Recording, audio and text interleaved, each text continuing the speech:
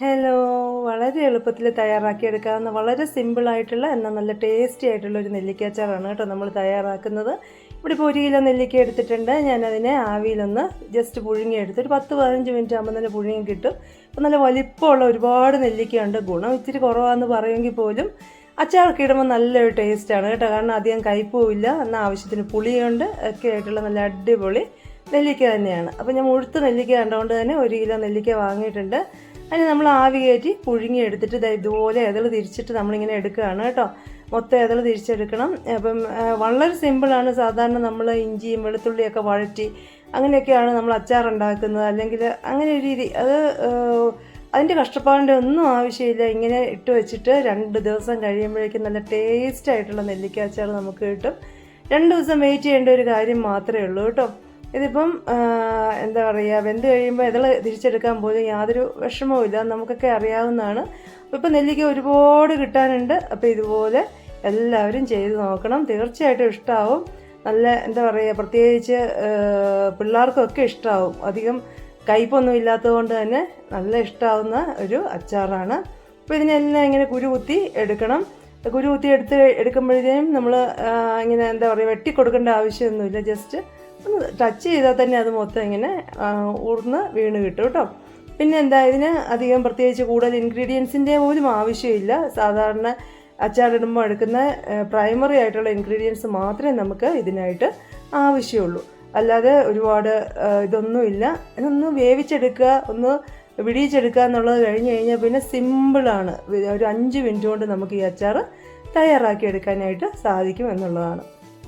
അപ്പോൾ നമ്മൾ നെല്ലിക്ക എല്ലാം ഉതിർത്തെടുത്തിട്ടുണ്ട്. ഇനി സിമ്പിളാണ് കേട്ടോ. ഒരു പാൻ ചൂടാവാനായിട്ട് വെക്കണം. പാൻ ചൂടായി വരുമ്പോൾ അതിലേക്ക് ഞാനൊരു 1/2 കപ്പ് മിച്ചം നല്ലെണ്ണ എടുത്തിട്ടുണ്ട് കേട്ടോ. എണ്ണ ഇത്തിരി കൂടുതൽ എടുക്കുന്നത് നമ്മുടെ അച്ചാർ ചീത്തയാവാതിരിക്കാൻ വേണ്ടിയാണ്, പെട്ടെന്നൊന്നും കേടായി വരില്ല. അപ്പോൾ അത് എണ്ണ നന്നായിട്ട് ചൂടായി വരുമ്പോൾ ഹൈ ഫ്ലെയിമിൽ വെച്ച് തന്നെ നമുക്ക് ഉതിർത്ത് വെച്ചിട്ടുള്ള നെല്ലിക്ക ചേർത്ത് കൊടുക്കുക കേട്ടോ. എന്നിട്ട് ഫ്ലെയിം ഒന്നും കുറയ്ക്കേണ്ട ആവശ്യമില്ല. പാകത്തിനുള്ള ഉപ്പും കൂടെ ചേർത്ത് കൊടുത്തതിന് ശേഷം നമുക്ക് അതിനെ നന്നായിട്ടൊന്ന് ആ എണ്ണയ്ക്കകത്തിട്ട് വഴറ്റിയെടുക്കാം. പ്രത്യേകിച്ച് വേറെ കാര്യങ്ങളൊന്നും ചെയ്യാനില്ല. എണ്ണയ്ക്കകത്ത് കിടന്നൊരു 3 മിനിറ്റ് നന്നായിട്ട് വഴന്ന് കിട്ടുമ്പോൾ നമ്മൾ അതിലേക്ക് ആവശ്യത്തിനുള്ള പൊടികൾ ചേർക്കും. അപ്പോൾ ഒന്ന് ഫ്ലെയിം കുറച്ച് വെച്ച് കൊടുക്കണം കേട്ടോ. പൊടികളൊക്കെ ഇടുമ്പോഴത്തേന് ഫ്ലെയിം അങ്ങ് കുറച്ച് വയ്ക്കുക. അതിനുശേഷം നമുക്ക് ഇഷ്ടമുള്ള മുളക് പൊടി, കാശ്മീരി ചില്ലി പൗഡറോ സാധാരണ ചില്ലി പൗഡറോ ഏതാണെന്ന് വെച്ചാൽ ആവശ്യത്തിന് ചേർത്ത് കൊടുക്കാം. ഞാനിവിടെ കാശ്മീരി ചില്ലി പൗഡറാണ് എടുത്തിട്ടുള്ളത്. അതൊക്കെ നമ്മുടെ എരിവിനനുസരിച്ച് നമുക്ക് ചേർത്ത് കൊടുക്കാവുന്നതേ ഉള്ളൂ.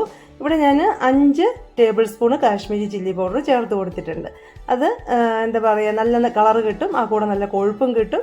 അതുകൊണ്ട് തന്നെ കാശ്മീരി ചില്ലി പൗഡർ തന്നെയാണ് ഞാനിവിടെ എടുത്തിട്ടുള്ളത്. പിന്നെ ഒരു 1.5 ടീസ്പൂണ് കായപ്പൊടി ചേർത്ത് കൊടുത്തിട്ടുണ്ട്. കായപ്പൊടി ചേർത്ത് കൊടുക്കുമ്പോഴും നമ്മുടെ ഇഷ്ടത്തിനനുസരിച്ച് നമുക്ക് ടേസ്റ്റിനനുസരിച്ച് നമുക്ക് ചേർത്ത് കൊടുക്കാം കേട്ടോ. ഞാനിപ്പോൾ ഈ കായപ്പൊടിയും കൂടെ ചേർത്ത് കൊടുത്തതിന് ശേഷം നന്നായിട്ട് ഒന്ന് മിക്സ് ചെയ്യുന്നുണ്ട്. പക്ഷേ ഫ്ലെയിം ഈ സമയത്ത് നന്നായിട്ട് കുറച്ച് വെക്കണം, ഇല്ലെങ്കിൽ ഇതെല്ലാം കൂടി അങ്ങ് കരിഞ്ഞു പോവും. കരിഞ്ഞാൽ പിന്നെ അച്ചാറിൻ്റെ അവസ്ഥ അറിയാലോ, കഴിച്ചു പോവും. അപ്പം ഇതെല്ലാം കൂടെ ചേർത്ത് മിക്സ് ചെയ്തു. ഇതിനിടയ്ക്ക് ഞാനൊരു 1/2 ടീസ്പൂണ് ഉലുവ വറുത്ത് പൊടിച്ചുകൂടെ ചേർത്ത് കൊടുത്തിട്ടുണ്ടായിരുന്നു. അപ്പം അത് ഇതിൽ കാണിക്കാനായിട്ട് ഞാൻ വിട്ടുപോയതാണ് കേട്ടോ. അപ്പോൾ അത് ചേർത്ത് കൊടുത്തില്ലെങ്കിലും കുഴപ്പമൊന്നുമില്ല. 2 രീതിയിലും ഞാൻ തയ്യാറാക്കാറുണ്ട്. അപ്പോൾ ഫ്ലെയിമൊക്കെ ഓഫാക്കി കേട്ടോ. ഈ സമയത്ത് അടിപൊളി അച്ചാറാണ്. 2 ദിവസം വെളിയിൽ ഒരു ചില്ലു കുപ്പിക്കകത്ത് അടച്ചു വെച്ചിരുന്നാൽ മതി. 2 ദിവസം കഴിഞ്ഞാലും അത് ചീത്തയൊന്നും ആവില്ല. നനവില്ലാത്ത കുപ്പിയാണെങ്കിൽ, നനവില്ലാത്ത സ്പൂണൊക്കെ ഇട്ട് എടുക്കുകയാണെങ്കിൽ കേടാവാതെ ഇരിക്കും.